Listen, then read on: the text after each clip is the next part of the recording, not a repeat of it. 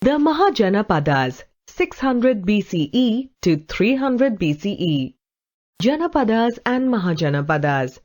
The Aryan tribes began to settle down and cultivate land in the later Vedic period. Surplus production led to increased prosperity and the desire to expand further. This resulted in wars and conquests. Gradually, large states known as Janapadas came into being. The more powerful Janapadas were called Mahajanapadas. The four powerful kingdoms. The Buddhist, Jain and Vedic literature of 6th century BCE mention 16 Janapadas. Most of these were situated north of the Vindhyas.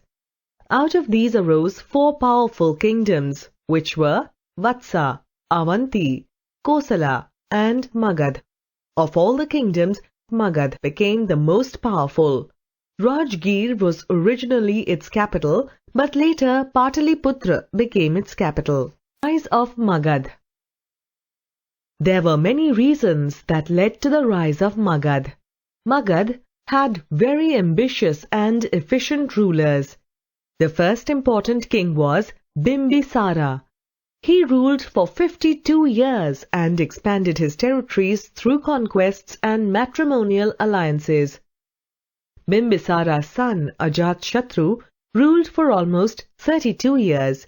He conquered neighboring states and made Magad the most prosperous kingdom in northern India. Magad benefited from its fertile soil. Rivers like Ganga and Son provided water for its daily needs and was also used for trade and transport. Magad had a well-organized army. There were forests that provided timber and elephants for the army. Another advantage was the iron and copper deposits in the kingdom, which were used to make iron tools for agriculture and weapons for war. Towns also grew during this time, which promoted trade. There was an excellent system of roads which were connected to river ports and centers of trade. Magad had a good administrative system, and the right to collect taxes made the king powerful and rich. Coins issued by the rulers of Magad show that the kingdom was economically prosperous. The Nandas.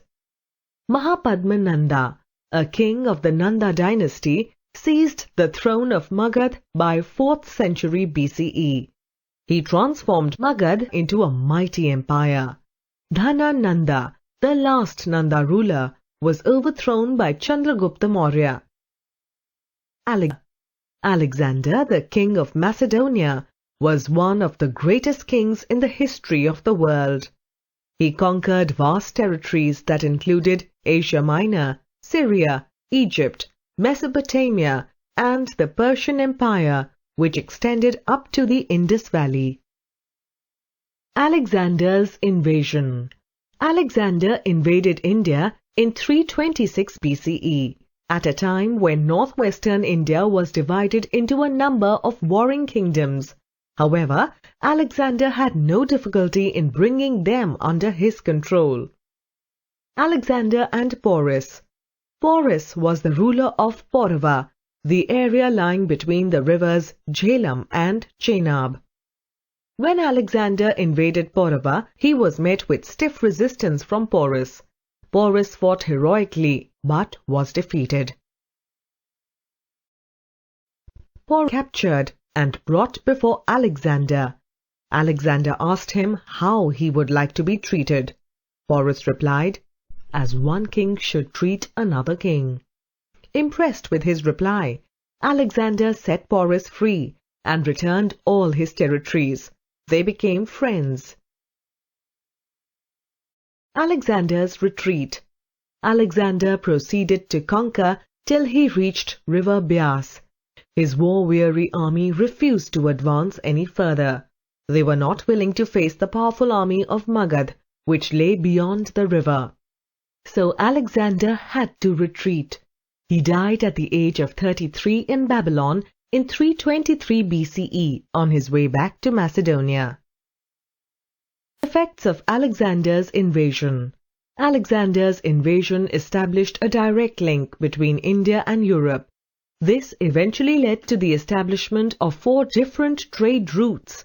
The cultural contact with the Greeks led to the growth of the Indo-Greek school of art known as the Gandhar school of art.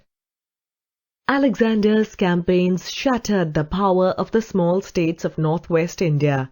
This paved the way for the future political unification of India under the Mauryas.